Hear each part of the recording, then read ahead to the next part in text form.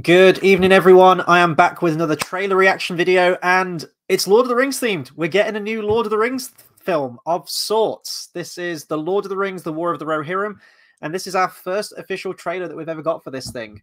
I feel like I need to cleanse the palate a little bit from all of the Rings of Power talk, and you can tell that this is very tactical on Warner Brothers' part, is releasing this trailer now. We're literally like, 1 week away from Rings of Power Season 2. And yeah, here comes Warner Brothers with their first official trailer for a film that's coming out later this year. This is the let me find the name of the director here, Kenji Kamiyama. I'm not really familiar with his work. I've checked his filmography. He's done a lot of sort of like anime TV series. I know that he's probably most prominent for doing Ghost in the Shell, the TV series, not the original film. Sort of like the latest series that's out for that, and a couple of tie-in standalone movies, I think, with that. But it's anime, and that's really interesting to me as a big fan of animation. And really, the Lord of the Rings is in many ways, its history is steeped in animation.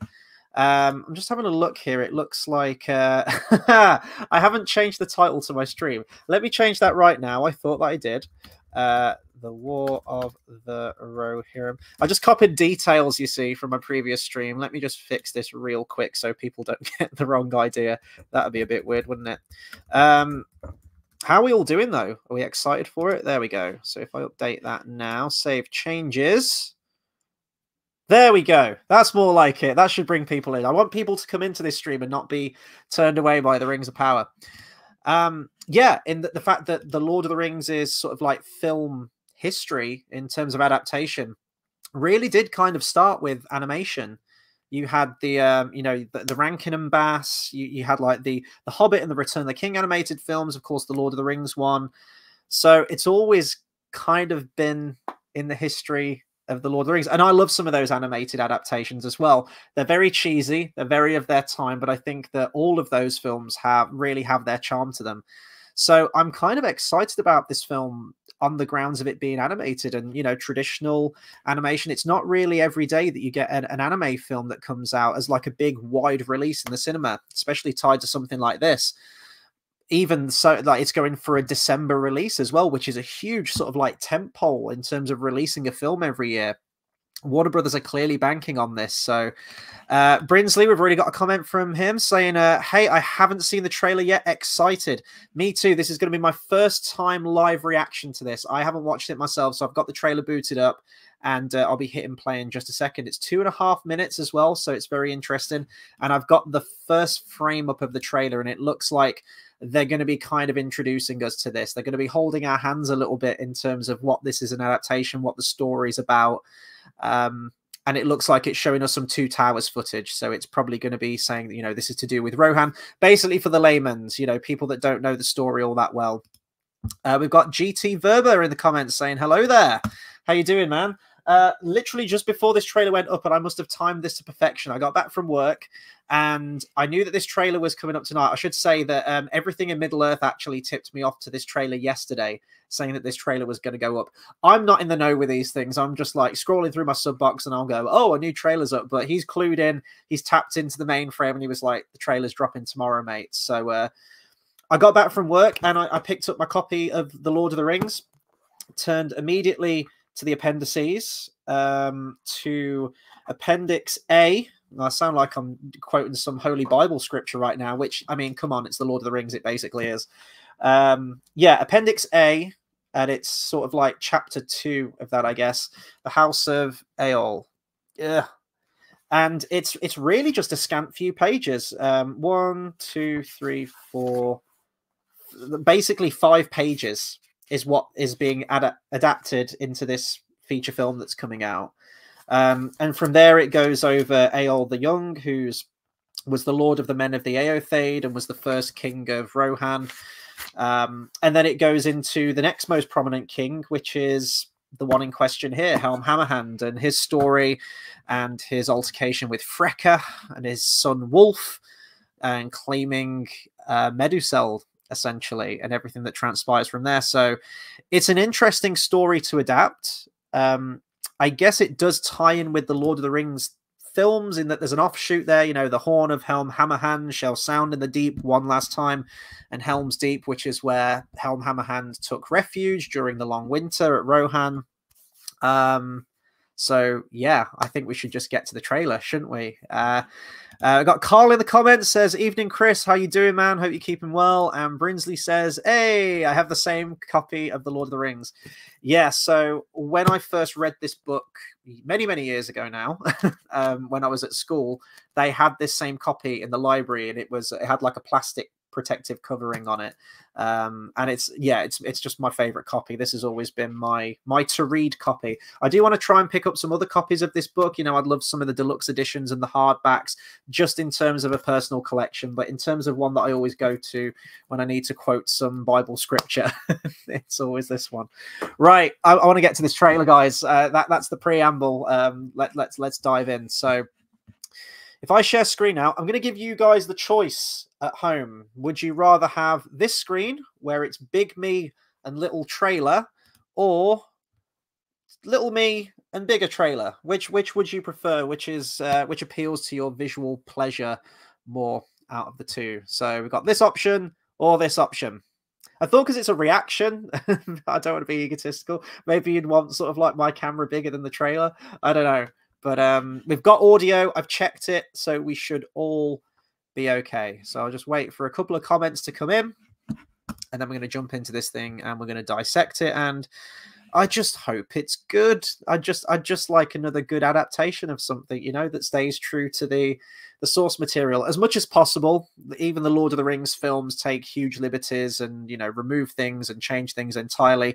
I get it. It's the necessity of adaptation, but it's not really a long chapter in the appendices. It's not massively involved. It's kind of like a small little altercation, really, which I'm sure is going to be blown up into a 3-hour epic for this.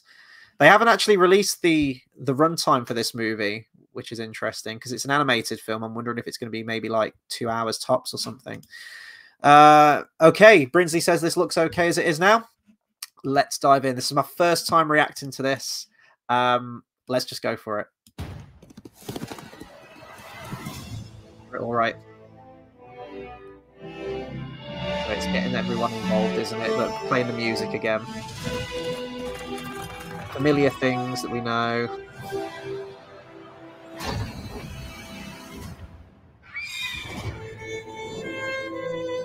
Well, I love the animation style already. Like this, it is very striking. It's very distinct. All Middle Earth knows the tale of the War of the Ring, but 200 years before that, and that's Miranda Otto. Brothers of Rohan, there was an older tale. arise! So yeah, Helm Hammerhand has got like an actual hammer. We come with an offer to strengthen Rohan. I'll talk about that. Ada, Okay, that's Freka. I will seek your hand in marriage. It's still pretty accurate. Our I'm getting a fathers speak feeling as they're if I going to were not make even in the room. the I do daughter. not want to marry you. Yeah, they're going to. You do not. Oh, seek they're going to an make her a alliance. warrior princess, You I bet, seek aren't they? A throne. Nice. You Yeah, will this live is to the regret fight this. outside. Old man. Leads them out into the field. Yeah, dead. He's dead? Yeah. You will pay for this with your life. I feel like this has given away the whole story. I know it's the boy I setup, knew but would never wish for war. The boy you knew is gone. Fire! so they're going to keep this kind of So many of romance them. subplot thing going, aren't they? I pledged to fight for my king. Yeah. You know nothing of war. I'm the fastest rider you have. Oh, here we go. Yeah. Oh, God. They can't help themselves, can they? People need hope here. Something to believe in. Look at this bait and switch, though. Who's the main character in this? My Who's the pride. trailer focusing on? My joy. Got the Watcher in the You water could fighting a rule Moomer kill? the world. Okay. We got Ice picking up the wall again, You like think I am afraid Rings of you? Power. Not too hot on the music in this trailer. You should be. Yeah. Yeah, fucking Princess Mononoke, Warrior Princess, yeah. When they released the initial pictures from it. Mortal want with rings. Yeah, when they showed the pictures for it, I feared this is what they were going to do. with a greater focus on Hera. The daughter's mentioned once, by the way, in the let me click. I'm going to close this down real quick, and then we're going to go through the trailer bit by bit and kind of pick it apart from my very limited knowledge on the story. Yeah, like if you were to watch that trailer and you know nothing of the story of Helm Hammerhand or what it's adapted on, who would you say is the main character? Who is the focus on that trailer? Which character?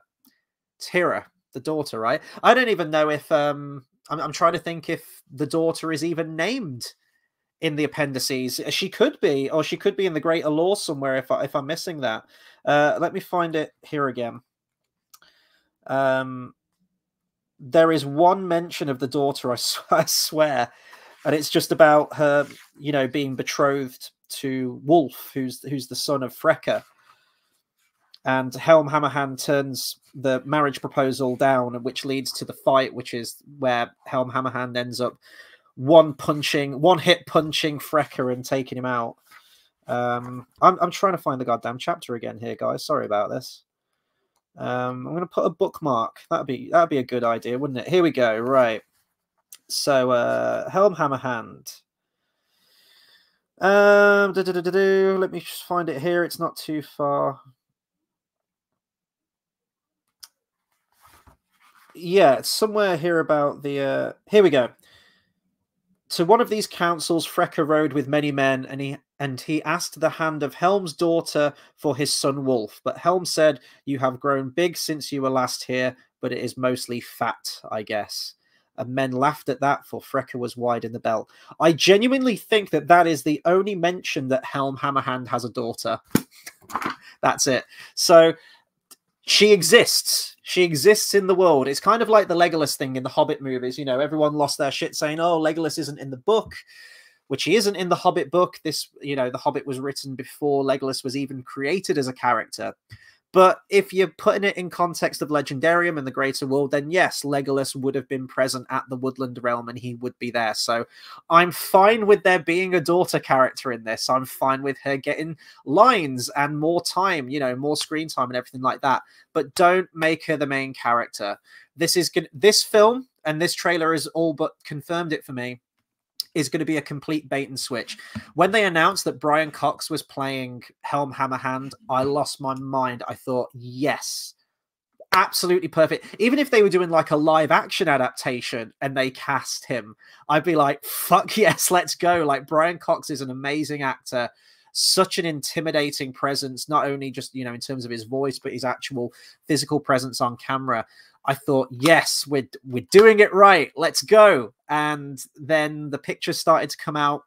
There's this picture, and I should have actually saved some pictures to bring them up on the stream, but I haven't really got time to do it now because obviously we're live. But it's them sat in the hall of Meduseld by the looks of it, and or it could be this council that they're at, which I think they're hosting it in Meduseld. I can't remember, but there's 3 of them lined up. And the one in the foreground, the one who's close to the camera, the one who your eye is immediately drawn to as the main character, is the daughter character. And then there's so many reasons why I'm against this at this point in the story, because women don't do battle. Like the whole Eowyn's journey in the Lord of the Rings, goddamn, it just spells this out completely, is that women don't do battle. This is a very patriarchal historical society, as indeed our society was as well, and women were just meant to hang back at the court. The men, war is the province of men. Eomer even says this in the Return of the King movie. Women stayed at home. They, you know, they tended to the children. They tended to, you know, they kept the home fires burning essentially while all the men were out fighting battles. I'm guessing, you know, you had shield maidens and things like that. She even says that, Eowyn even says that in the Two Towers, that women of women of this court learn to fight years ago or something like that. Like, they can hold a sword, they can fight when the time comes for it, but not in terms of war, nowhere near on that scale. And this whole trailer is just focusing on a character who is in the lore, who is in the Legendarium, but completely shanghaiing the story and the focus of where it should be, which is Helm Hammerhand. And it's kind of, it's a similar fate as that befell the Hobbit film trilogy. and that front and center should have been Bilbo. And it kind of started that way a little bit. But by the end of the first movie, where's your eye drawn to? Who's the focus on the story? It's Thorin Oakenshield, really. I'd say that Thorin is probably the main character of the Hobbit films, and it just misses the point of the adaptation. And I feel like this is going to be a similar way with this one. We've had a comment here from Trade of All Jacks, says, reminds me of that He-Man anime reboot, which was a bait and switch. Yes, great comparison. Yeah, that was the, oh God, what's his name? Kevin Smith. Kevin Smith penned He-Man reboot, wasn't it? Animation-wise, looked incredible, as does this. Like, I love animation and all different styles of it, and anime is always really striking, very over-stylized, and when I've actually seen some people still saying, oh, I'm not going to see that because it's anime. Oh, you know, that doesn't fit the Lord of the Rings. I'm open to it. And actually, I've said for a long time as well that I know no one has the film rights to it, but I always thought if the Silmarillion was to get an adaptation, part of me for a long time always kept thinking, oh, well, it's got to be live action, hasn't it? We've had a live action Lord of the Rings, live action The Hobbit, and the one to complete that is going to be the Silmarillion. But the Silmarillion is incredibly, incredibly difficult to adapt because there's so many stories with thousands of years, sometimes spread between certain events. And then when this was announced, I actually thought maybe animation is the way to go. Because the level of scope and freedom and expression that you could have with so many of those pretty abstract scenes, like the beginning in the Ainulindalë, where you have Eru creating the Ainur and the music. I was almost thinking you could make it like Fantasia or something and get really, really abstract with it. And I feel like animation is a great artistic avenue to explore ideas like that.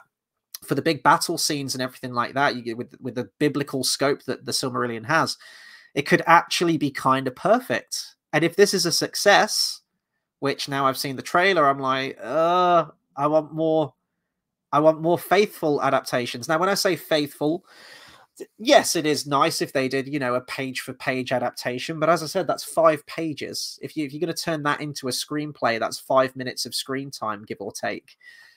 You need to flesh it out. You need to bolster it out to like an hour-and-a-half movie or something like that. But it is a very, very small, niche little story in the appendices. So, of course, they've packed it with stuff like The Watcher in the Water, with Mumakil, stuff that you remember, member berries, and I really hope it doesn't go down that route. I'm still interested in seeing this movie more from an animation standpoint, but as an adaptation of Tolkien, it's already a bait and switch. And this, I feared it. I thought it would be. And this trailer has pretty much confirmed it.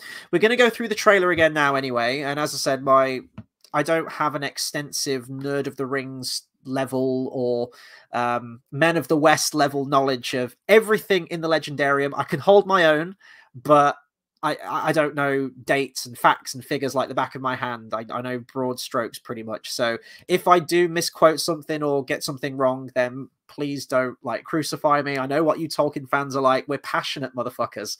So yeah, be gentle if I get something wrong. So, and I mean, there's stuff in this trailer that I don't even know where they're getting it from. They're just creating it out of whole cloth. So let me share the screen once again.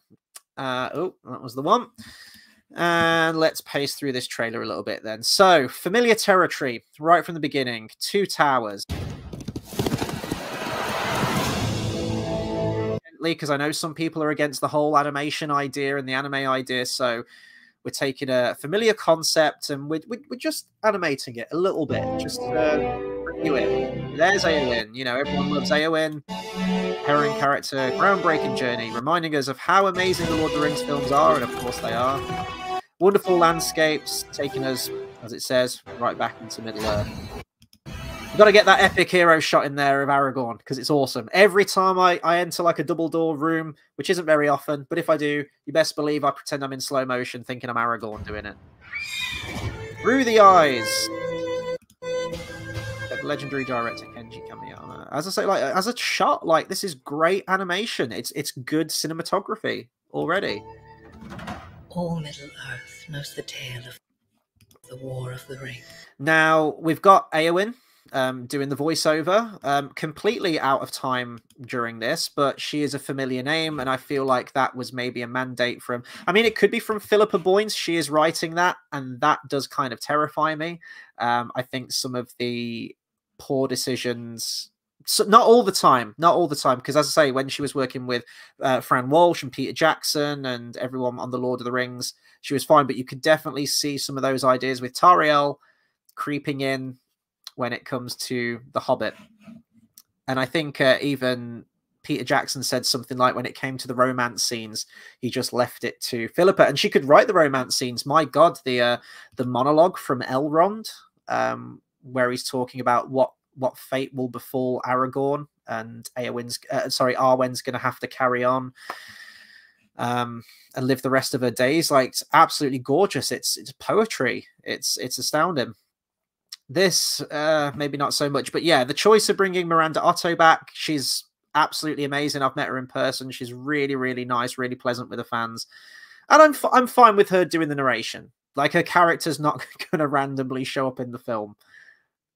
Maybe, unless it flashes forward and she goes, and that was the tale. You know, she's with her hubby Faramir far in the future after the Lord of the Rings, and that was the tale of Helm Hammerhand.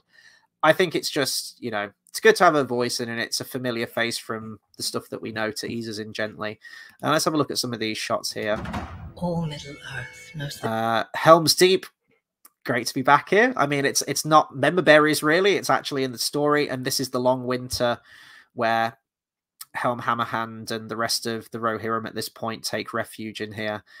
It looks like they're already taking refuge, so actually this probably looks like it's going to be some onslaught from either the Dunlendings or well, it'd be Wolf. It'll be Wolf at this point, although Wolf takes control of Meduseld and just kind of seats himself on the throne, so I'm guessing these are his lackeys, maybe. The tale of the War of the Ring. But 200 years 200 years before that. Yeah, here we've got we've got 3 Mumakil with some like green black cauldron lights going on for some reason. I'm not sure what that's all about. I don't know why we have Mumakil in this.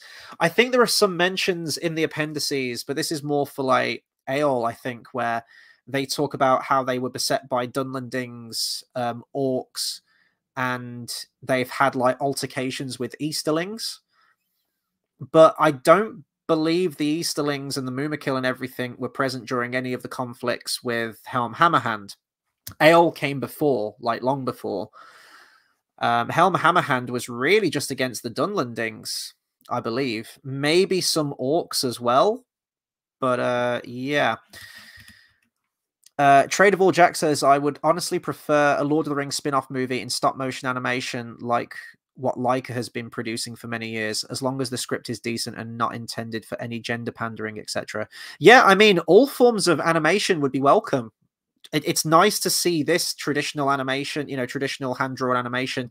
It's in the anime style, but it's nice to get that animation back because we've been steeped with computer animation for a hell of a long time. So it is a breath of fresh air to see something like this in the theaters as a wide release, as I mentioned at the beginning. But yeah, indeed, any kind of animation, whether it's computer animation, stop motion animation, all I want is a faithful adaptation to Tolkien's work, and a faithful adaptation either in terms of contents or just in spirit, without any of the modern day pandering and politics and things thrown in there. And it's sad because there's a great quote from Peter Jackson, which I know I've referred to multiple times on these live streams, probably to do with the Rings of Power, in that Peter Jackson said, when we were adapting The Lord of the Rings, we didn't want to bring any of our own messages. We didn't want to bring any of our own baggage to the film, to the adaptation. We just wanted to take Tolkien's works and bring it to the big screen. That's all we wanted to do. And my God, that is such a far cry away from how people handle things now. They need to start getting the message that this shit isn't selling. It really isn't. It's turning audiences off. Things are bombing. Things are losing money, and series are getting cancelled. Looking at Star Wars: The Acolyte. Now, I don't think this will be quite as bad as Star Wars: Acolyte, but it seems like its intentions are misaligned from what Peter Jackson was doing with the Lord of the Rings films already. Now, whether that's a studio decision, sorry, whether that's a Philippa Boyne decision or combined decision, I don't know.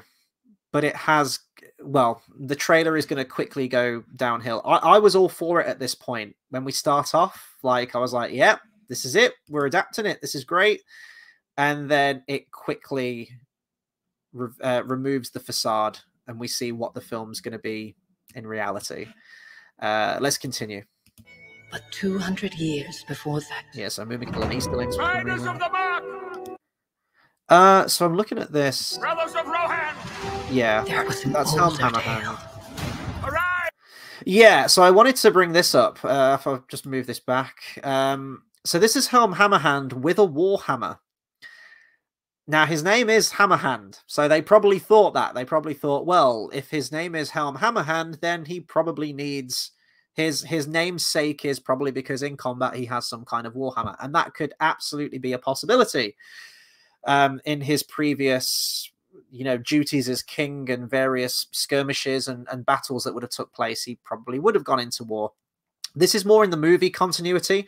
When they get to Helm's Deep, there's the statue in the center of the deep where you see there is a statue of Helm Hammerhand there, and his hands are resting on a warhammer. So that's kind of the fault of that adaptation, giving him a warhammer in the first place. I understand probably why they would do that, but in the book, it's specifically said that he went out with no weapon. Now, this is later on in his career. This is, once he goes like fucking deranged and insane, and he's like a berserker, and he goes out in the winter literally barehanded, and it says something like the reason that he didn't go out with a weapon is because it was believed if he went out with no weapon, then no weapon would be able to bite him. And so he just went out with his bare hands and just tore people apart, like punched them to death, ripped them apart. God knows, it's even hinted at that he might be a cannibal as well. It said like if he couldn't find food, he'd eat the flesh of his enemies. Like, oh my God, this guy's hardcore. And here we see him with a warhammer, so I don't know how I feel about that. It doesn't break the film, not at this point, but it is an interesting thing to note that that small little chapter in the book does explain that he went out with no weapon because he was just that powerful. But I guess the argument could be made that in previous wars and everything, it'd be pretty foolish going into a full-scale war like this without some kind of a weapon. So maybe that came later where he ditches the warhammer and he just goes out barehanded. So at this point, I'm like, yeah, this is good. Beautiful. Look at this. Look at that animation. Absolutely stunning. Gorgeous attention to detail, the lighting, the stars as well. And I believe that's the location in the Return of the King movie as well, where after they've hailed the victorious dead, and it's the nighttime, and Legolas is outside on that little corner there, and he's very wistful, and he's like, the stars have veiled, a sleepless malice. It's the same place. So the stars are in full bright shine here. So no Sauron to contend with at the moment. Well, maybe the Necromancer, but yeah, that'll come later. Yeah, this was the shot I was hinting at earlier. So we've got all the characters lined up here. Now, I know you've got Helm Hammerhand on the throne, but to me, and you guys can confirm this as well, where is your eye immediately drawn to in this frame? Which character is the most prominent? Which one's the most striking? To me, it's the daughter in the foreground right there. Bright red hair. She's the one who's up close to the camera. It's where our eyes are kind of immediately drawn to. The rest of the characters, I guess, with like the color that they're wearing and sort of the lighting of everything almost sort of blend into the background a little bit. That's sort of like what, and she's in green and she's bright red hair. That's where my eye's drawn to. And that's clearly where this story and this film is drawn to as well, is her character, because it seems like we are going to get another Galadriel, another warrior princess woman, and that's fine for when we get to Éowyn, because she breaks the norm. She breaks the constraints, the gender constraints on everyone at the time, which is why her story is incredibly powerful. Now you're going to have Helm Hammerhand's daughter, who's capable in battle and a badass warrior woman, because they probably think this story, like The Hobbit, is a bit of a sausage fest, and we can't have that because we've got to appeal to We got to appeal to women's, damn it. We got to appeal to everyone. So let's get some female characters in there. And as I said, like she's in the book. She's in that chapter. But she's just referred to as, she's basically offered for marriage. And Helma Hammerhand disagrees with this and protects his daughter. That's it. That's her one contribution. Now, that shit won't fly for Philippa Boyens. That's why, and probably the studio as well. Maybe the studio's mandated this too. Even with the Lord of the Rings film, you had Arwen's part really being beefed up across the movies because they wanted to keep that relationship, the romantic connection between her and Aragorn present throughout all of the movies. Because in the book, it really isn't. You know, they get to Rivendell and Arwen's there, and there's a few little choice encounters with her and Aragorn. And then after that, you don't see her. She's barely mentioned. There's one moment, I think, when they get to Galadriel where Aragorn kind of steps off and, you know, has that conversation with Galadriel. And I think she refers to his love for Arwen, who's her daughter-in-law. And then they get married at the end. There's the coronation and they're wedded, and that's it. But for the movies, they wanted to keep the romance going. And I thought for the most part, they handled it well. I don't really like the whole Arwen's fate is tied to the fate of the ring shit when you get to Return of the King. I think, you know, that was just pointless drama in order to just keep that storyline going. And there were even going to be scenes where Arwen was going to be fighting at Helm's Deep alongside Aragorn, alongside, you know, her lover on the battlements of Helm's Deep fighting orcs. And they realized that was not the way to go. That wasn't her character. That wasn't the story that Tolkien was telling. Now, at that point, it probably actually would have been in keeping with Arwen's character, at least in terms of the movie context, because in the Fellowship of the Ring, she's very much like warrior princess, isn't she? You know, she's the one who saves Frodo, and she's the fastest rider, and she summons the water horses, and she's very capable. And then all of a sudden her character becomes more like it is in the book, where she is just an elvish maiden, and there is nothing wrong with that. But it does kind of make Arwen have this weird shift between Fellowship and the other two, whereas if you had her fighting at Helm's Deep, I guess that would have been more in keeping with how her character was adapted for the Fellowship. Nonetheless, I'm so glad that they didn't do that, and they kept it the way that it was. And I can understand why they might want to change out the character of Glorfindel, a character who only shows up once and then is pretty much non-existent throughout the rest of the book, except like a cameo appearance at the Council of Elrond, I think. Even the animated Lord of the Rings film got rid of Glorfindel and replaced the character with Legolas. So that's been done in adaptation, and I'm fine with that. But by having Hera, the daughter of Helm Hammerhand here, be this amazingly awesome, badass warrior woman, well, it just makes Arwen's character all the most like less unique, doesn't it? Like, that was the whole thing of Eowyn. She was challenging the stereotype, and she was stepping up in times of war because she believed in it, and she wanted to do her part for the good of Middle Earth, essentially, and the people that she cared for and the people that she loved. Now, if every woman can do it, it's just like, well, come on then, Eowyn. Like, Helm Hammerhand's daughter did it. What are you fucking playing at? Like, it just, I don't know. I don't know why they can't see this. Do they see this and they just choose to go with today's standards? Is this a Warner Brothers thing that's been mandated, or is this all Philippa Boyens? Yeah, I don't know. Let's just carry on. We come with an offer to strengthen Rohan. See, this is fine. We've got Freka here. Pretty badass design. He believes that he is in line for the throne of Rohan, that he has a claim to the throne, but he does have very strong Dunlanding ties, and his blood's probably been mingled with the Dunlandings as well. So already there's this antagonistic relationship between the Rohirrim and the Dunlandings, loads and loads of skirmishes and battles throughout the time. And here we have Freka, who wants to assert himself as the king, but feigning an alliance. You know, he's saying, oh, your daughter gets married to my son, and that's going to strengthen the bond, as he says, an offer to strengthen Rohan. So this is fine.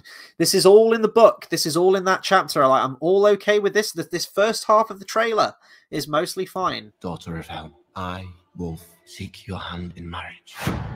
Yeah, I mean, that's badass design right there of Helm Hammerhand as well, looking very disapproving. Hand in marriage. Incredibly disapproving, as we'll see in just a Our second. fathers speak as if I were not even in the room. Our fathers speak as if I were not even in the room. I do not want to marry you. So you got Wolf, who's probably, as I say, they're going to be playing up this romance that he's going to be trying to prove himself that he is actually really nice, and she's probably going to fall for him a little bit, and then all of a sudden Wolf's going to become the bad guy at the end to avenge his father, and he's probably going to be cozying up to the daughter, but then the daughter's probably going to fight him at the end, and it's going to be this big fight of passion. And Marry you. You do not seek. Here we go. Yeah, so Frecker kind of starts shit in the hall. Like, he's kicking off during this council, and Helm Hammerhand's like, we're going to have this council, but after it, I'll meet you outside. So, you know, hang tight. We're going to settle this later, man to man outside. And this is the leading outside. You do not seek him.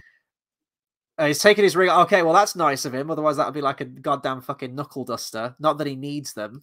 Alliance. You seek a throne. Yeah, you seek. Yeah. So it looks like they're trading a few more shots. They're going to make it a bit more filmic. They're going to, you know, have a proper fight, because in the book, it's pretty much like Helm leads him outside and just with one punch stuns Frecker, and then he dies pretty much soon after. Like, I don't know, just completely fucks his skull, like his brain up or something, whatever. He's basically a vegetable after one punch. Whereas in this, they're going to be trading some blows between each other, and I guess it does kind of take away from the sheer raw badass strength that Helm Hammerhand has. But like, I'm fine with this. You've got to pad it out a little bit, and it's kind of a pivotal moment in terms of the story, in terms of the adaptation. So action it up a bit, have a bit more of a fight. And it's anime, right? Have fun with it. Make it like Dragon Ball Z. So yeah, a few punches. You will live to regret this, old man. Here we go. Boom. Takes him clean the fuck out. He's dead? Yeah. So all of that first half of the trailer, look at that. It's almost pretty much halfway through. 1 minute 15. All of that first half, they front load it. They lull you into a false sense of security, thinking that this is going to be, shocker, a film about Helm Hammerhand. And at first, that's what we think we're getting. It's about to take a drastic change, and this is going to be what the real film's about right here now. You will pay for this with your life. Here we go. The boy I knew would never wish for war. You would never wish for war. The boy you knew is gone. Yeah, so they're going to be, oh, fuck's sake, it's just,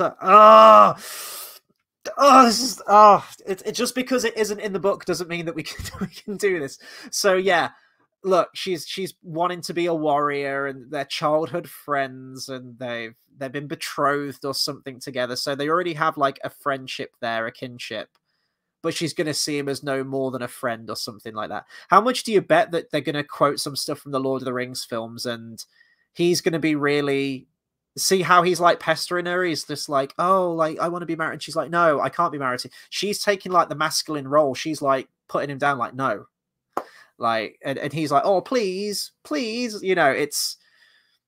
So it's all to just make her look badass and awesome and all of this, because there's none of this in the book. There's none of this whole that they were childhood friends, and he probably sees her as more of a friend, and she's like, no, you're firmly in the friend zone, Wolf, because they're fucking enemies. It's the Dunlandings. They were against each other all the time, and that's why when Frecker shows up at the hall and says, oh yeah, my son, they would have never have met. That would have just been as it was in historical times, you know, in Tudor times or whichever historical times. People would force people into arranged marriages for the sake of political gain, whether it's to gain an alliance or to gain some kind of power or whatnot. And that's all it was. That's why it's hastily shot down by Helm. He's like, absolutely not. Whereas this, it's going to be really like...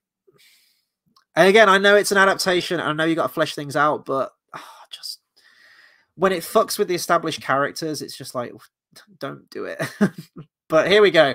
Anyway, we're going to have this will they, won't they kind of thing, which is going to, even after his father's death, you're going to have this on in the background. You would never wish for war. The boy you knew is gone. So what have we got there? Is that one of the Mimikil scenes, was it? Yeah, so Wolf riding alongside orcs and Mumakil? Mumakil are from the east. Are they Easterlings? I'm trying. It looks like orcs to me. Doesn't look like Easterling armor there. Or I guess the it was Haradrim, wasn't it? Sorry, on the I keep saying Easterlings. It's Haradrim on the Mumakil. Yeah, so they had nothing to do with it. It was Easterlings that picked some fights, but as I say, I think that was with Aeol and not with Helm Hammerhand. So this is just because I'm guessing the Mumakil are in there. It's because it's an anime and we want to go bigger and brash and think of all the things we can do. And how cool was it in Return of the King when you have the Rohirrim fighting against the Mumakil? Also, by having the Mumakil here, doesn't that kind of take away again from the moment in Return of the King? Because I could be wrong, but when King Theoden has that great reaction shot, you know, he's like, "Make safe the city!"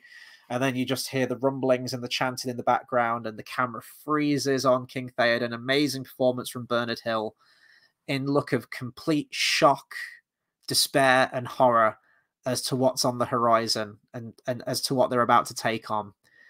And I got the impression that maybe they hadn't seen Mumakil before. You know, that they were documented creatures from a world away in the south.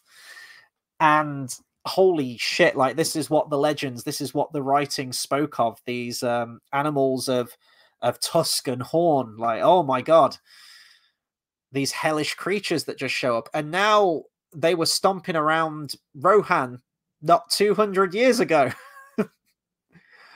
Does anyone else have a problem with that? I think, you know, it is fairly small scale battles and skirmishes at this point. It's not full on, we're bringing Mumakil into the fight. That's just another thing to note. Let's carry on. Gone. Sorry, we got a comment. He did send it a while ago. Sorry, from Durthang1000, who says "look like dung." Yeah, no. Again, the more I break it down, now I'm still interested to see it in terms of animation, but in terms of an adaptation, it looks abysmal. Fire! I mean, cool shot of Wolf right there. I guess it is. Yeah. There's so many of them. I pledged to fight for my king.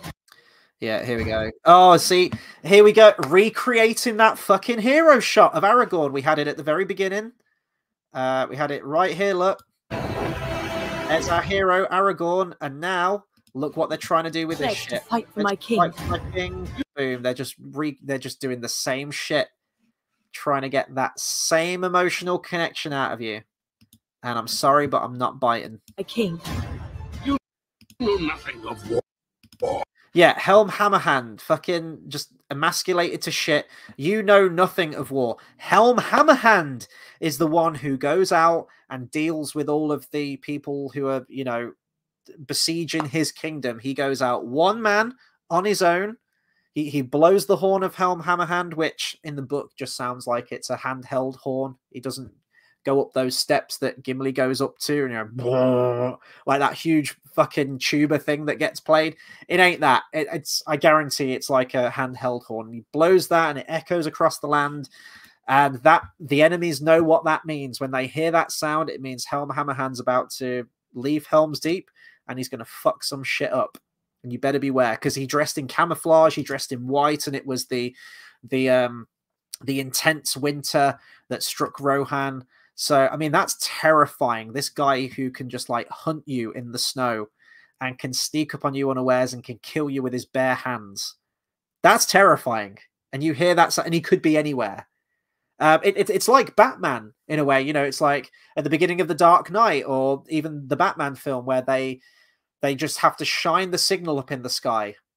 And that allows people to, acts as a deterrent in and of itself. They're like, no, you could be anywhere tonight, and that ain't going to be me. It's exactly the same with Helm Hammerhand. When they hear that horn, that means trouble. But now he's just like, oh, you know nothing of war. And she's like, I'm going out, father, and I'm going to put a stop to Wolf and his men. And well, what's he going to do? Is he going to do anything? Is he just going to sit there? I'm guessing he will, and then we're going to focus on... I'm the fastest. This. Princess fucking Mononoke. Yeah, I'm the fastest rider you have. It's when they tell us everything. You know, they always tell us how amazing this character is. And they don't They don't just let it play naturally. They always have to sort of like hit us over the head with it, no pun intended, because it's Helm Hammerhand. They just have to keep, oh, I'm the fastest rider. I'm the best swordsman. I'm, you know, Rise of Skywalker, when you have Poe, who's meant to be the best pilot in the fleet, is quickly demoted when they get back because he's like, Rey, you're the best pilot we have. You're the best fighter we have. We need you in the fight. Rey, you're so amazing, Rey. You're better at everything than us, Rey. And we're doing it here. I mean, it's, as I say, animation wise, look at that. It's fucking gorgeous. It's outstanding. The backgrounds are absolutely wonderful. I haven't really got a problem with the voice acting or anything like that. It's just the adaptation and the writing, which is ultimately what it comes down to. Of war. I'm the fastest rider you have. Yeah, complete bait and switch.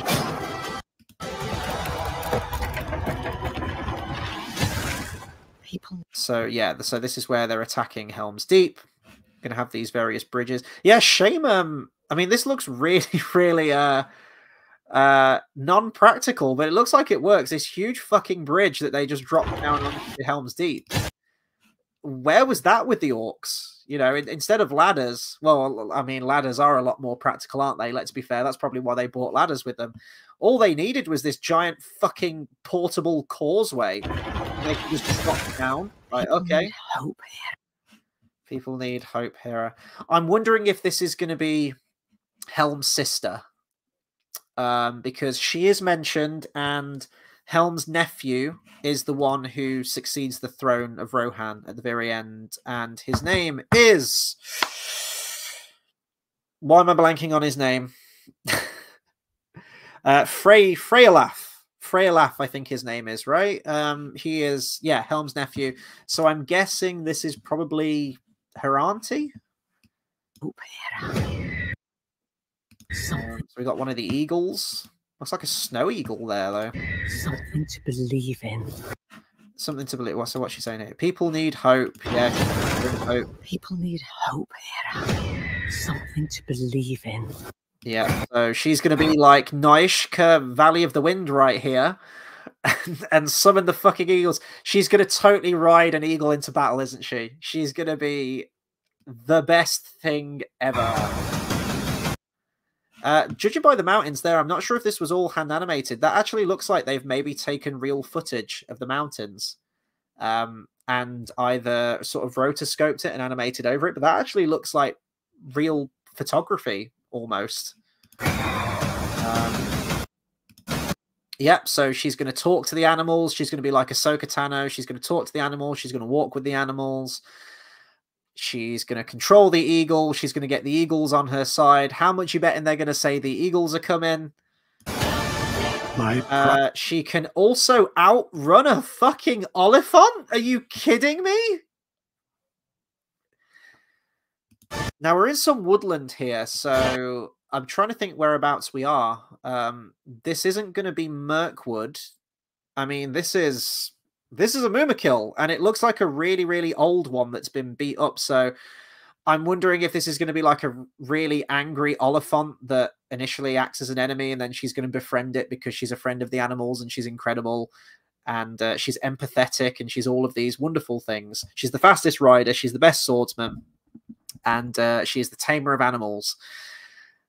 And is she going to sort of, exactly like Rey, again, in Rise of Skywalker, where that evil, pissed off snake things, you know, squares up to her, and because she's empathetic and wonderful and amazing and good-natured, she just calms it down instantly. I wonder if she's going to be like, oh, you've seen so much of war, and then she's going to befriend this lowly Oliphant, and it's she's going to make it be on her side, just like the eagles. My pride. Here we've got see, I want to say it's the Watcher in the Water, but this dude's got a sweet hairdo. A sweet hairdo of trees for some reason. So I don't know if this is actually the Watcher in the Water, because he's quite a long way from home right now. Unless this is just another one. It's one of the nameless things, whatever it's going to be. But it's essentially the fucking Kraken. And it's an anime. So, yeah, here it looks like he's battle-scarred, damaged. His tusks have been cleaved off. It looks like he's got the remnants of what would have been one of those sort of whatever you call them, like the big carriage things that sits on top of their backs for war. So this Oliphant's seen war and he's probably escaped, and he's, you know, he's battle damaged and he's a little deranged and PTSD'd out of his mind. A lot of war wounds and everything like that. And it looks like here that she's trying to help this Oliphant. So I'm almost guaranteed that's what's going to happen. And then this pissed off Kraken shows up and snaps the Oliphant, drags it in. Is she going to bring the Kraken round to her side as well? I'm guessing she's probably going to slay the Kraken and be amazing and incredible. Probably. Well, this shot looks familiar, doesn't it? Where have we seen this in Rings of Power Season 1? Very, very, very almost identical to it. Same kind of character, same kind of shot, actually, where you had Galadriel in the first couple of episodes. It might have been the first episode, actually, where she's scaling the ice wall, just like Game of Thrones. And look how determined she is. Look how badass she is. She can scale mountains. She is the fastest rider. She is the greatest swordsman. She is the tamer of animals, the befriender of... Yeah, just...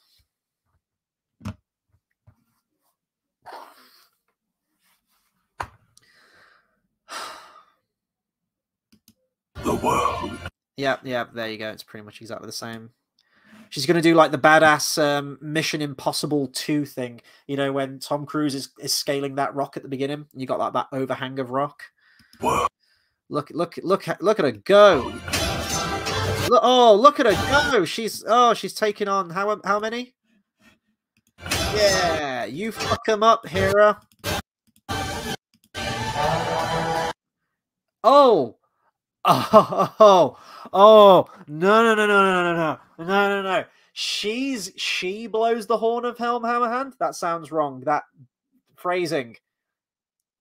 Oh, so she's going to be the one who blows the horn because it signals that she's going to be fucking a bunch of orcs up in Dunlending. She's going to go out and do all the fighting.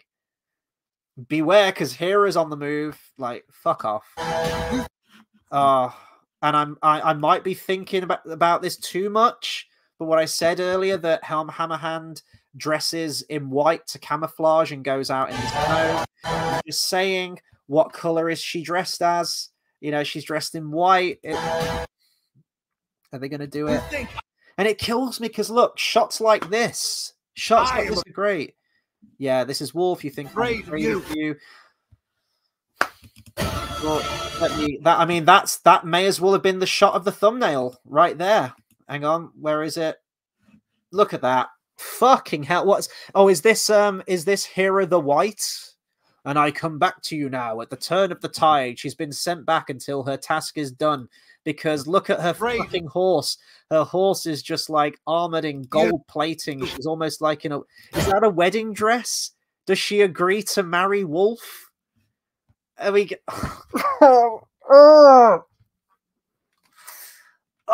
god, this is pissing me the fuck off. I didn't even see this in the first time that I did reaction, and now I'm breaking it down. Is that just a dress? Please tell me that's just a white dress. I mean, that is not a dress that a woman does battle in, but it is one who, you know, girls get it done kind of thing. And is she gonna pretend to marry him to try and settle the peace, and then she's gonna leave him at the altar or something and go, actually, fuck this marriage noise. I don't need to get married. I don't need to settle down. I am a shield maiden of Rohan, motherfucker, and I am gonna fuck this army up single-handedly. And which completely goes against even Éowyn's character. Like, Éowyn wants to get stuck in battle, and she does, and with the help of Merry, she fucks up the Witch King and kills it. And she's incredible, and she's awesome, and every time I've seen the film, you know, when it gets to that scene, I am no man, which isn't worded as eloquently as it is in the book, but even still, it always gets a reaction, and it's a cool moment, because it's earned. We've had 2 movies to see Éowyn's character, and we get a very good idea as to what the current, you know, state is, of sort of like gender-wise in Middle-earth. It's just women don't do battle, and that's fine. That's like fucking history, okay? And then once all the fighting's done, she's still kind of in that headspace, and she's still hung up on wanting to fight, and Faramir, you know, propositions her a few times and says, look, the war's over. Just just enjoy life now. Enjoy a little bit of life. And I know some people are kind of pissed off about that 180 that Eowyn does in the books, and I can kind of understand both sides to it, that she's at that point described as, you know, as very strong, very capable in battle and proves herself. And then as soon as it's all done, she kind of just becomes like a good waifu and just settles down and settles for Faramir. He wasn't her first choice. She was still hung up on Aragorn, but she realized that wasn't happening, and then she decided to go for sloppy seconds with Faramir. But let's be fair, as seconds go, Faramir is a damn good man. She chose well there. But I don't see it as that her character just stops being a character and she just settles down because, oh, down with the patriarchy. It's not that. I just see it that it's like, look, you can't keep fighting all the time. You know, like you've done your part in this. Now is the time to live. And it's kind of what Theoden says in the movie as well, when he says, like, I would have you smile again. I would have you see out the rest of these days in peace. And I feel like it's more that. It's not just abandoning everything that she's, you know, held dear up to that point. It's moving on. And I think that's important, and I think that plays into the theme of Tolkien's work. That's how I interpret that anyway, whereas this looks like she's like, yeah, no, fuck marriage, yeah, fighting, I'm going to charge towards the camera like Princess Mononoke, look at that.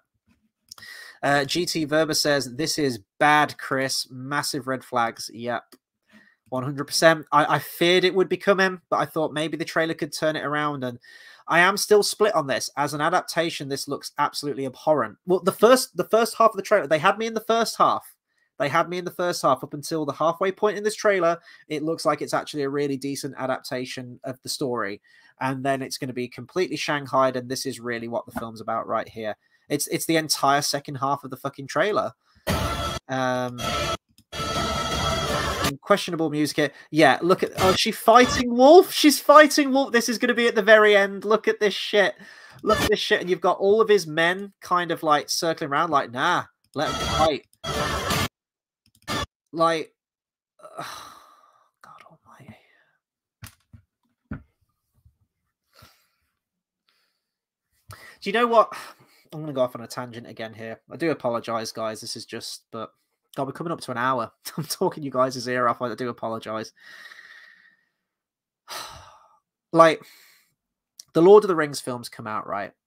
And I know they beef up Arwen's part in the first movie, and they keep the romance going. But even if you just take something like the Lord of the Rings books, or the Hobbit book doesn't really have a single female character in it at all. I believe that, is it Belladonna Took is mentioned once. That's it. Does that mean that women since 1937, since that book was published, never liked that book? Was it only exclusively men that got, you know, embraced by Tolkien's works and the Lord of the Rings and the Hobbit and the Silmarillion, and were fascinated by the stories on an deep emotional level? Was it only men?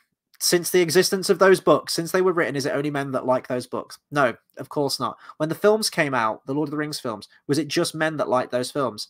No. Did those films pander? No, they didn't.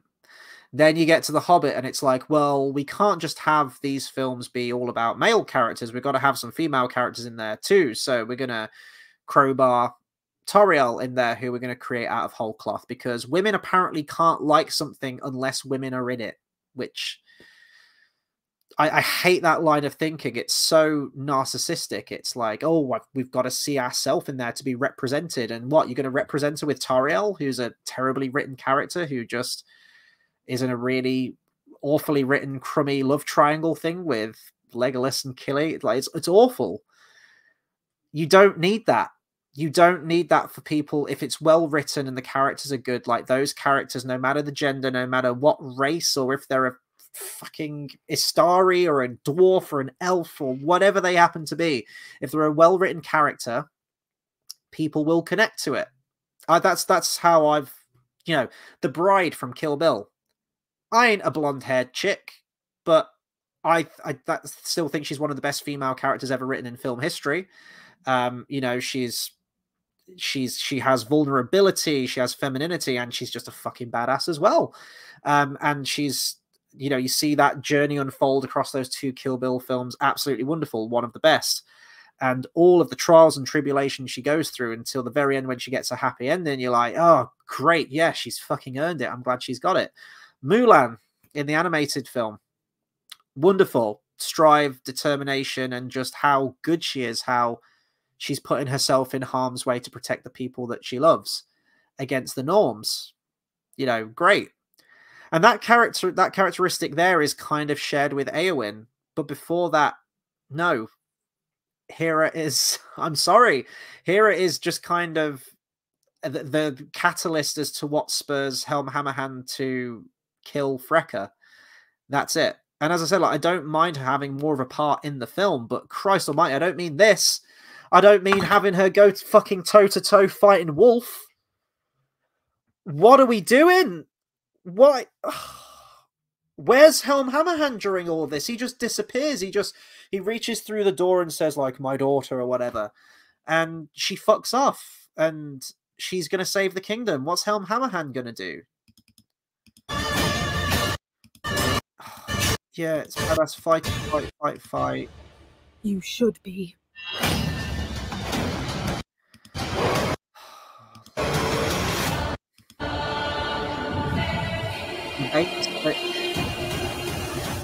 What does Mordor want? So, ROT. What does Mordor want with rings? So, of course, we're going to be tying into all of that. So is this North or Ring Raid? What does Mordor want with rings? What does Mordor want with rings? What does Mordor want with rings? Who do we think that is then at the end there? Gathering rings up. And it ain't the Necromancer, because is it the Wraiths? What do we think that is? Is it an orc? Is it the Mouth of Sauron? So, I mean, there's a whole bunch of rings there. That's going to be that's Helm Hammerhand's ring, isn't it? He takes off earlier when he What does Mordor want? just a ring. Is it kind of Eve Robber? I don't know. What does Mordor want? ROT. Am I missing something? ROT.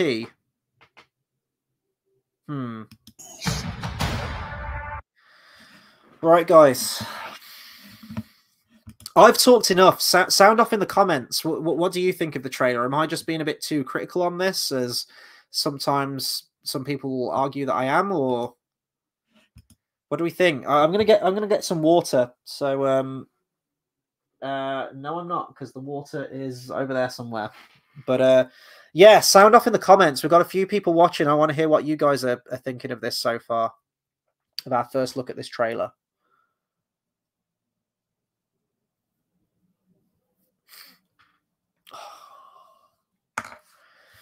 Oh, I just hope for better movies, you know, I'm so glad the Lord of the Rings films got adapted when they did in the early 2000s, when we weren't living in this time of just, I don't even know what you'd call it anymore. Like, could you imagine the Lord of the Rings films getting made today? How they'd turn out? They turn out like this. You'd have Éowyn, like Aragorn would stay in Minas Tirith, and you'd have Éowyn going to the Black Gate and leading the men to create the distraction. You know, she'd get injured after fighting the Witch King, and then she'd just be like, "Bing, okay, I'm good. Let's go. I will lead these men, Aragorn. I am the fastest rider, not you. I am the more capable warrior." Anton says, "I'm intrigued. I'll give it a shot. I think Freyalaf should have been the main character, but I do have a theory on him." Well, let's hear the theory. I mean, I'm going to have to sign off in just a second because there's a few things that I need to get done tonight. But yeah, let me know what your theory is. Yeah, so I mean, I'll be watching this. Of course I will. Unfortunately, I've got to give my money towards it, but I will be watching it. and there will be reviews on it. Of course, there will. I'm more interested to see this in terms of the animation side of things. Like, I like animation, and I think it's, in terms of the history of adaptations of The Lord of the Rings, it's interesting how it has kind of come full circle, how it started with animation, and we're arriving back to it now. And I think if the writing is a lot better and they stay true to adaptations, I would be totally fine with seeing more adaptations like this done in this style or done in animation. I think there is a huge amount of freedom that you can have, and artistic adaptation and representation of things that you have much more freedom to do, and can go really balls to the wall with animation if you want to, rather than being constrained with live action. That being said, they can't be bait and switches. They've got to stay true to the spirit and the writings of Tolkien. Changes are going to be made along the way. It's an adaptation, of course it is. If you were going to adapt that story exactly as it is, page for page, you've got 5 pages. That ain't enough for like a 90-minute, 2-hour film, however long this is going to be. You are going to have to beef things up. You are going to have extra dialogue scenes, but you can still stay true to the spirit of that. And we've gone way off the fucking beaten track with this one. That being said, like, the animation does look gorgeous. It really does. I like the style of it. I know some people are against it, saying, "Oh, anime isn't Lord of the Rings." I'm like, well, why not? Why not? Let's give it a shot. But the thing that is going to let it down is the course that they've chosen to go with the story and the writing and the real focus of this. The first half is Helm Hammerhand, and I guarantee that's going to be the full extent of his part in this film. And the real hero, the one who's going to have the real meat to the plot and do all the action scenes, is going to be the daughter character. Not even his son, not even fucking Freyolaf. Like, come on. Sorry, no, Freyolaf is his nephew, isn't it? My bad. Yeah. Anton says, I think we will have an arc where he doesn't want to inherit the throne for whatever reason, but Hera convinces him in the end. Could flesh out both of their characters. Yeah, and that's a very similar thing to what they've done with Aragorn's character. In the book, Aragorn is very accepting of his fate to become king. He is very kingly, the way he acts, the way he conducts himself. He is sort of prepared for the throne. Whereas in the films, and this is a change that I actually kind of liked, in that it's totally different from his depiction in the book, but it really lends itself well to a trilogy, so we can have some development with his character and have him be scared to become king, really, to be completely apprehensive because of his descendants and the failings of before with Isildur and whatnot, and he fears that he'll become the same, that he can't live up to the kings of old. It's a really, really good grounds for a story, for a character, which is adapted beautifully by the time we get to Return of the King. They tried to do that same shit in the Hobbit films as well, with Bard the Bowman's character, which really doesn't work. In the book, Bard the Bowman is the captain of the... Well, he's sort of like the captain of the guard, isn't he? He's sort of what Braga's character is in the movies. That's Bard. Whereas in the movie, they went, no, he's going to be like a lowly fisherman, and that his ancestor, very similar to Aragorn, you know, he had this prolific ancestor, Girion, who almost slayed the dragon, but didn't. The failings of his descendants, and he believes that he'll do exactly the same thing. So he runs away from that life, and he lives the life of a lowly bargeman. And, you know, he's a single father, he's a family man, and he's looking after his kids and whatnot. And then, well, this is kind of skirted over in the movie. Eventually, he does become King of Dale at the very end. And that's the, you know, they were trying to sort of ape on that Aragorn character arc with him in many ways. And so it wouldn't surprise me if they do the same thing again. And was like, this worked for the Lord of the Rings. Let's give this to Freyolaf, that he doesn't want the throne. Anton also says, and Freyolaf in the lore came down from Dunharrow after winter, so maybe Hera is stranded where she is forcing her in that position before Freyolaf comes into play. Yeah, no, I think you're probably completely right with that. There was that moment in the trailer. Let me just, if I bring it up again. Although I feel like this is Wolf's crew here. You see them sort of charging down towards Helm's Deep. It's around here somewhere, I think. Let me find it. Here, so this bit. But I think that's, yeah, Freyalaf goes to Medusel, doesn't he? Because at that point, I think Wolf has seated himself on the throne, and Freyalaf goes there and overthrows Wolf, and, you know, he becomes the new king. That being said, like, this is going to be totally different, because by the looks of it, with all this shit that we've got going on here, it looks like we're going to have Hera being the one who kills Wolf and saves the day at the very end. So I don't know. This is going very much into Rings of Power territory for me, and I don't like it. I don't like it. Yeah, but I think you're totally right. I think that's a really strong prediction right there. I think you could be right with that. Especially the whole thing about how he's kind of apprehensive to ascend the throne. Seems like a pretty played out trope with these adaptations so far, so I could see that happening. How about everyone else? Like, what do we think? Are we going to give this a shot? Are we all going to be in our droves in December? Well, what else is coming out in December, actually? That's a good point. What else? What other movies have we got coming out? 2024 in film. What are the big things we got coming out? We sure as shit ain't got a new Star Wars movie, thank God. So let's see what we've got. December.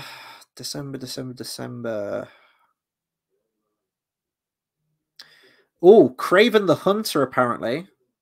I thought that was coming out sooner, though. I didn't realize that was December. Well, that's going to bomb for Sony. Yeah, War of the Rohirrim, Sonic the Hedgehog 3, Mufasa, which I thought was actually going to do pretty well, but based on the reception on the trailers, I think that's going to be another big bomb for Disney right there. They were clearly banking on that being the big Christmas release, and, you know, I still think it will make a fair bit of money, but I think Sonic 3's probably got that one, actually. And then you got Nosferatu, which I'm really looking forward to, the new Robert Eggers horror film remake. Anton says Mufasa prequel is out on the same day. Lion King's a big name, but it's just Mufasa, isn't it? And judging by that trailer, I think a lot of people are kind of turned off by it. So, but I honestly think that this anime style might turn a lot of people off. I think you're going to have the diehard Lord of the Rings fans going to this, and anyone who's sort of like mildly curious. But I genuinely think that people think anime and just think like, oh, you know, that doesn't fit Lord of the Rings. I'm not going to go and see that. Lord of the Rings is live action. So I don't know. What are our predictions for how much this makes? Has the budget? So the budget hasn't been released yet. I'm not actually sure how much they've spent on this thing, but I don't know. They've crammed the name Lord of the Rings in there. It's a big December release, but I don't know. I think this makes, what do we think? Like 500 mil, 600 mil. I'm just trying to think, you know, because of the Lord of the Rings name. I don't see this getting, you know, this ain't getting $1 billion. I wouldn't think for something like this. It might get up to 800, but I suppose it depends how well it goes over with the crowd. I want to see what people are saying in the comments right now, actually.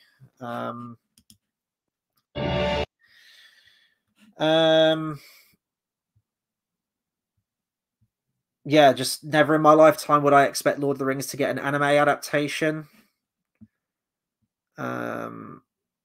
Maybe people are going to be more lenient on you having sort of like a badass action heroine because it's like, oh, well, it's anime and you get that in anime, which you do. So maybe they've kind of disguised it behind that rather than just looking at it as an adaptation.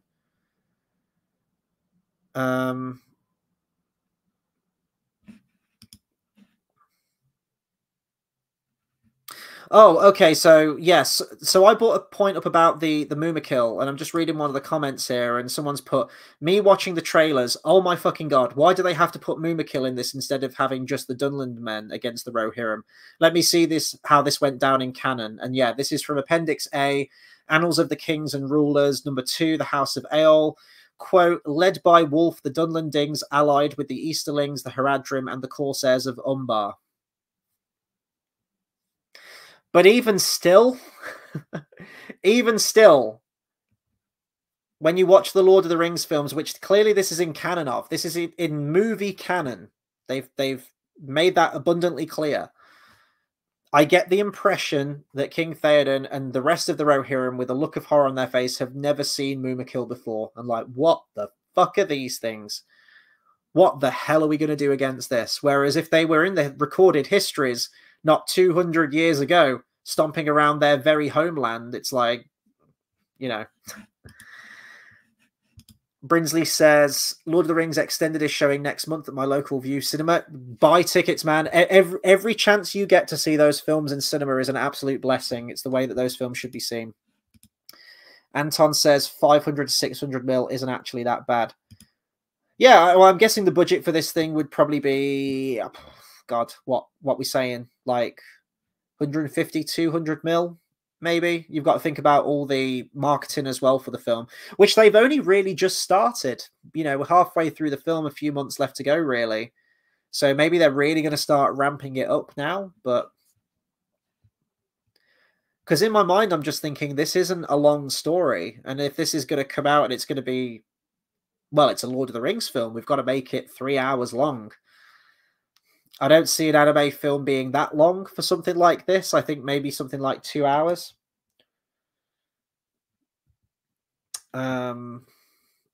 Just see what other... No one's really... Yeah, someone's put the whole story about He-Man's reboot was starting literally like that. Yeah. Well, people are saying with some of the original team that did the trilogy, it's got them excited. I'm like, well, yeah, well, look what happened with the Hobbit films. Now, the Hobbit films weren't all bad. They had some redeeming qualities to them, but just because you've got the original team behind it doesn't mean that it's always going to be good.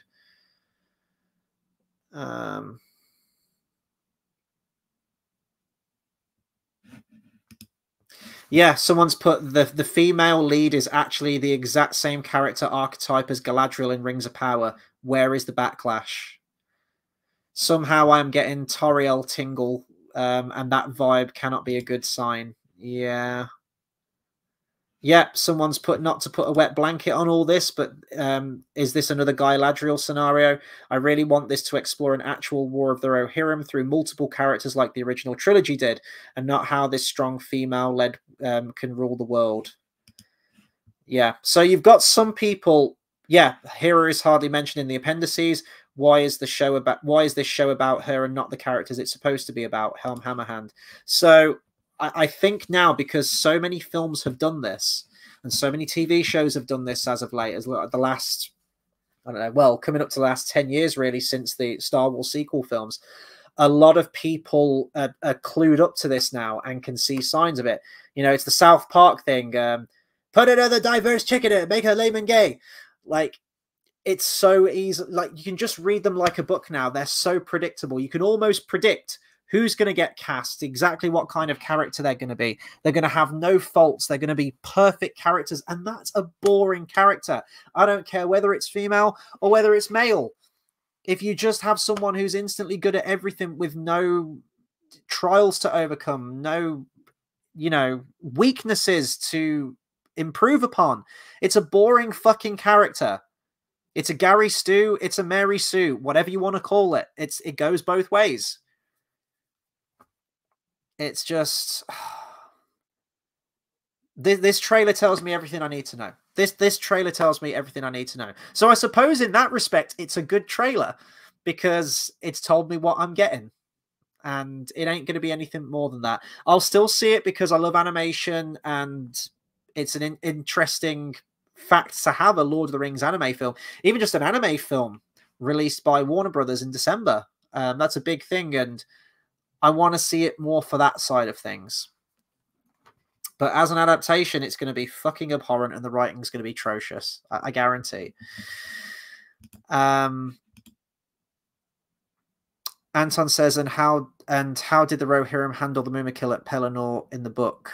It's been a while. That is a very good question, which I will have to check at some point. It's written kind of...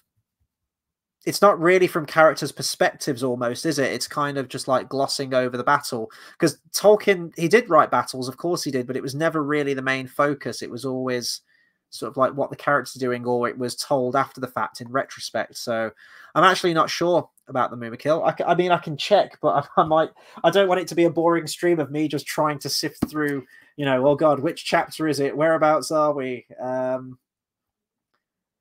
me see. Was in Return of the King. That's a good start. So, and then you have, was it Gun, Borrigan, and the Woses, and then it cuts to the actual Ride of the Rohirrim, doesn't it?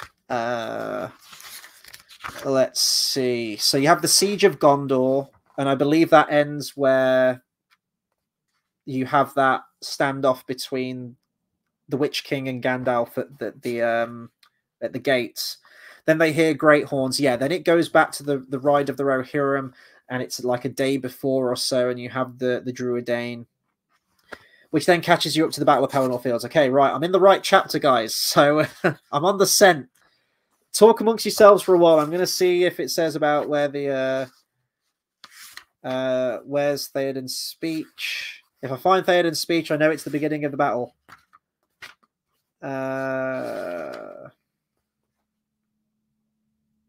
So that's Aragorn and Éomer, where they meet. So it might be before then.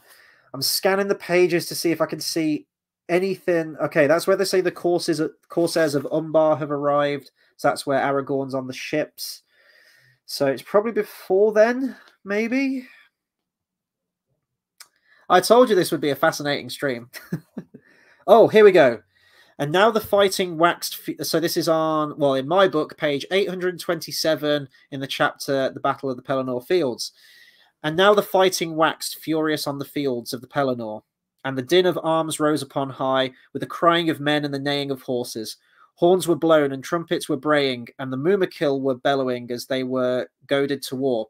Under the south walls of the city, the footmen of Gondor now drove against the legions of Morgul that were still gathered there in strength.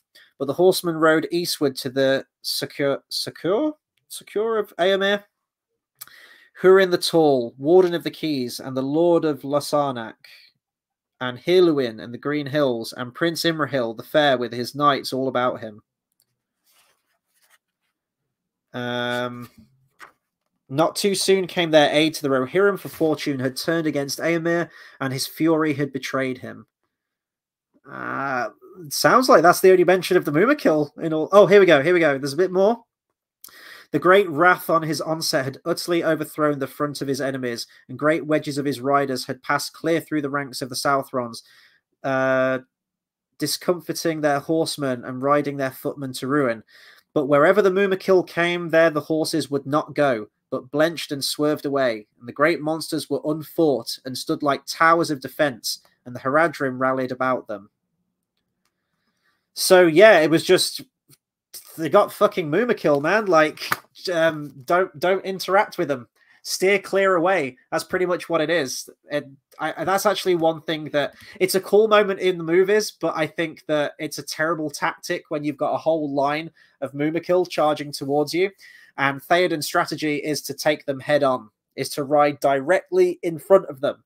That's a terrible fucking militaristic strategy against something like that. You don't do a cavalry charge against something like that. What they should have done is they should have rode around the outside and flanked them and either attacked them from the rear or just kept, you know, serpentining, dispersing, because it would take ages for one of the Mumakil to sort of clumsily turn around. And you want to scatter them. You want to break the line. You don't want them to keep that tight formation with each other. You want to spread them out. So he should have said, like he does in the movie, Grimbold, take your Aerid down the left flank. Grimbold, you know, take your company right as you pass the wall. They needed to do that. They needed to separate and attack from the rear. But here's me speaking like a fucking, you know, militaristic stratagem. But to me, that would be a better strategy than just let's ride straight into these fucking Mumakil that have got tusks and trunks that can take us the fuck out, which of course they do instantly as soon as they attack them in the movie. So that was Anton. That was my very long-winded way of answering your question as to how they handled the boomer kill in the book. They stayed well the fuck away from them. Carl says, I think barely 200 mil, if I'm honest. Adults will see it as a cartoon and think it's for kids. That's actually a really good shout. What do we think the age rating is going to be on this? The Lord of the Rings films were, well, the first one was a PG, unless it's been reclassified. And the Two Towers and Return of the King were 12s. All of the Hobbit films were 12s, I think, with the exception of the extended cut of Battle of the Five Armies, which was a 15. Because there was one scene that had loads of gore in it for some reason, which was like really out of place. I do think it's going to be low. I mean, I've gone with the fact that they're banking off the Lord of the Rings name, but you could be right. I mean, it's a cartoon. Adults take their kids to see cartoons, but the tone of it maybe is going to look a lot more adult, and maybe some kids won't really be into something like this. I don't know. I think it's difficult to predict. So I said like 500, 600 mil, but that actually might be a bit generous. You might be right. It might be close to sort of between 2 to 5, maybe. It's a difficult one to predict. I don't know. Yeah, Anton says animation has been getting more attention recently. Just look at Spider-Verse. It was pretty successful. The thing is, though, Spider-Man's a very bankable name when it comes to kids. Spider-Verse was released when superhero films were still really popular. They're kind of dying off a little bit now. Saying that, though, Deadpool and Wolverine has made over $1 billion. I think it's the highest grossing R-rated film, isn't it, of all time? It's overtook Joker. So maybe there is still an audience if they're well written and they're well made. I actually haven't seen Deadpool and Wolverine yet, so I can't comment on the fact as to whether it is well written. I've seen some reviews that have been pretty negative on it, but I don't want to speak completely against it until I've seen it. Right, guys, it's getting on towards 10 o'clock, and I feel like I'm all talked out. I mean, of course, I love talking about this stuff. Christ almighty, Lord of the Rings and Tolkien is my life's blood. I live for this shit. I love talking about this. But those are my thoughts on the trailer, and I'm kind of torn between my love of animation and just curious to see the works of Tolkien adapted into anime, into the anime style. I think that could be really cool. But my problems with it are the fact that it's going to be a bait and switch. Whoever said that it looks like the He-Man thing earlier, the Kevin Smith He-Man cartoon, I think you're totally, completely right with that. I think that's exactly what we're going to get. So it's more of a writing and adaptation problem based on what I can see from this trailer and what I think the story is going to be about and where the focus is going to be. That's a problem to me. But I do like the animation style, and I'm actually one of the few that I've seen that actually champions it and thinks that it could go, you know, this could be a direction to go for future adaptations. Especially when you got stuff like the Rings of Power, not the Rings of Power, sorry, the Hunt for Gollum coming out at some point. And I mean, that's going to be live action, but if they are going to bring back Viggo Mortensen, he's going to be super old. You've got to pay for de-aging, and it's just not going to look right. You need Ian McKellen in there, Gandalf, and Christ almighty, he's in his mid to late 80s now, isn't he? So he's getting up there. So certainly by the time that the movie's coming out, like, he ain't going to be wanting to do that all the time. And you got to de-age him and get body doubles and whatnot. And maybe animation is the best way to go to tell some of these smaller stories in like a very tight 90-minute to 2-hour movie. I could go for that. I think that could be really cool. I think if you pick the right story where there's enough story to tell, but you ain't going to get that when you're dealing with 2024 level agendas and politics that have to be in everything now for some reason. And I think if this is prevalent, and I think if it is another example of the whole Mary Sue kind of character, and it is going to be a bait and switch, I think that is going to piss people off. I think that is going to keep people away, as it has with the Rings of Power. And yeah, hopefully in the future, studios kind of look at this and go, this isn't the way to go. We're not making money. This isn't getting the crowds.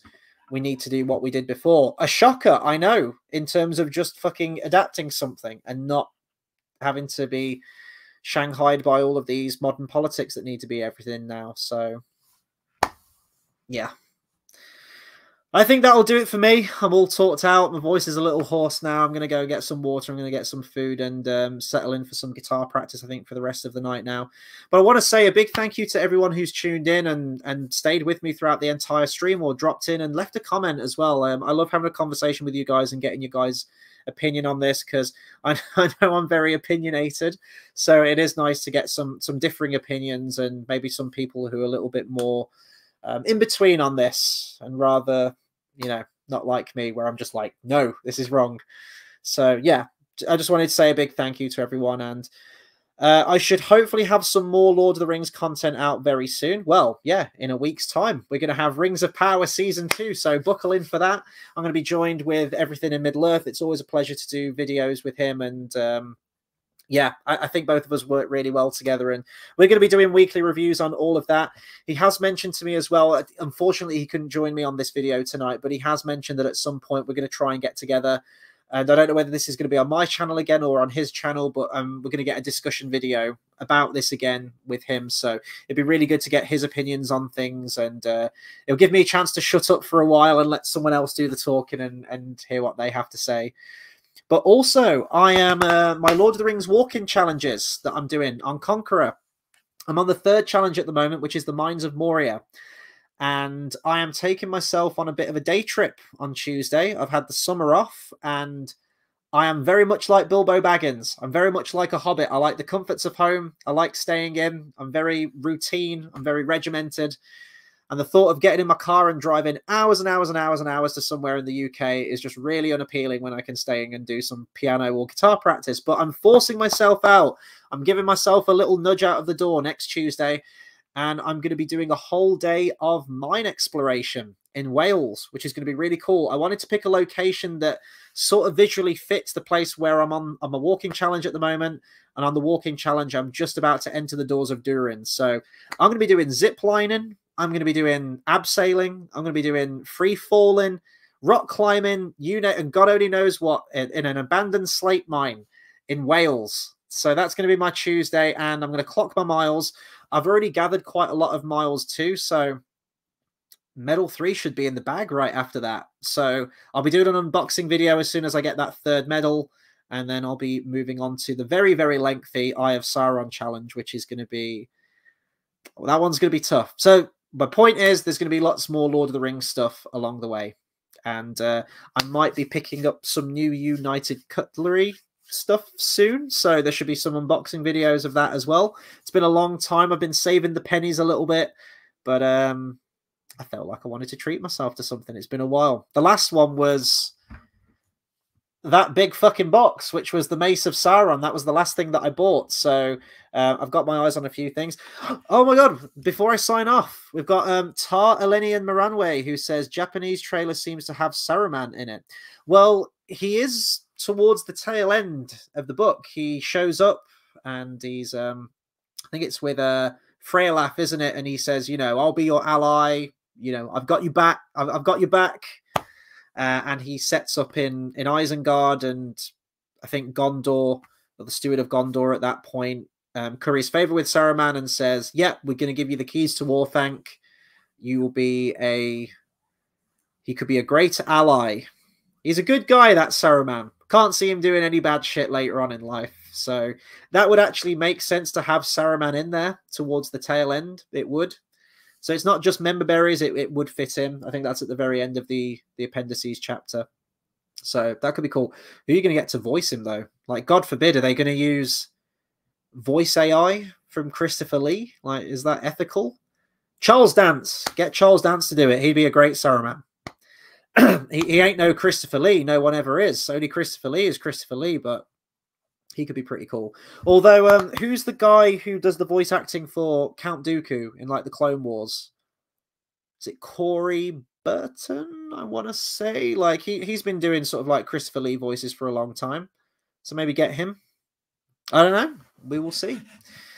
Right then, guys, I'm going to sign off. It's been an absolute pleasure. Thank you to everyone who tuned in and commented, and I will see you guys on the next video, which is probably at this point, if it isn't one with me and Everything in Middle-earth, it's probably going to be the Disney review next week. So I'll see you either at the weekend or Monday. Take care, everyone.